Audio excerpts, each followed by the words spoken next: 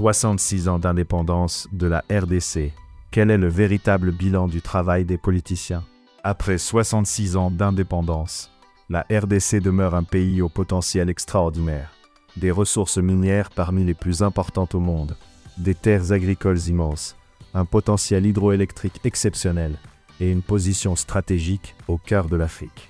Pourtant, une grande partie de la population continue de vivre dans la pauvreté. Le paradoxe congolais est là. Un pays riche avec une population majoritairement pauvre. Sur le plan politique, les dirigeants successifs ont réussi à préserver l'existence de l'État, malgré les guerres, les crises et les changements de régime. Cependant, ils n'ont pas réussi à bâtir des institutions suffisamment fortes, une justice pleinement efficace, une administration performante, ni une gouvernance qui inspire durablement la confiance des citoyens. Sur le plan du développement, des progrès existent. Des routes, des écoles, des universités, des hôpitaux et certaines infrastructures ont été construites. Mais ces réalisations restent très insuffisantes au regard des immenses richesses du pays et des besoins de plus de 100 millions de Congolais. L'un des constats les plus préoccupants est le décalage entre les conditions de vie de nombreux citoyens et les privilèges dont bénéficie une partie de la classe politique.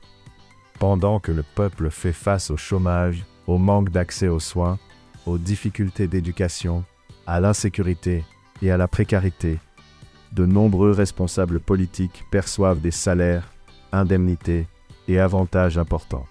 Cette situation nourrit le sentiment que l'État sert davantage ceux qui l'administrent que ceux qu'il devrait servir. À cela s'ajoute un autre problème majeur, le partage des postes.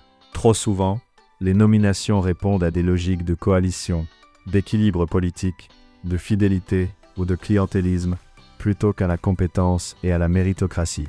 Lorsque les responsabilités deviennent des récompenses politiques, plutôt que des missions au service de l'intérêt général, l'efficacité de l'État en souffre. Les talents sont découragés et les réformes deviennent plus difficiles. La RDC n'a jamais manqué de ressources. Ce qui a souvent fait défaut, c'est une gouvernance capable de transformer ces richesses en développement durable, en emploi, en sécurité, en éducation de qualité et en amélioration concrète des conditions de vie de la population. Le bilan des 66 années d'indépendance n'est donc ni totalement négatif, ni pleinement satisfaisant. Des avances ont été réalisées, mais elles restent largement en dessous du potentiel du pays. Le plus grand échec n'est pas l'absence totale de développement. C'est l'écart immense entre ce que la RDC aurait pu devenir et ce qu'elle est aujourd'hui.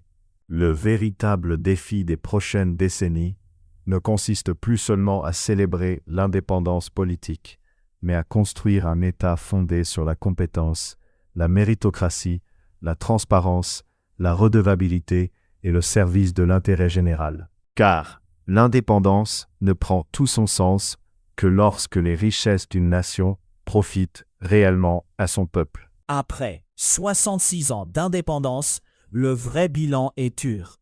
Les politiciens ont beaucoup pris à l'État, mais ils ont trop peu rendu au peuple. Un peuple informé protège mieux son pays et ses intérêts.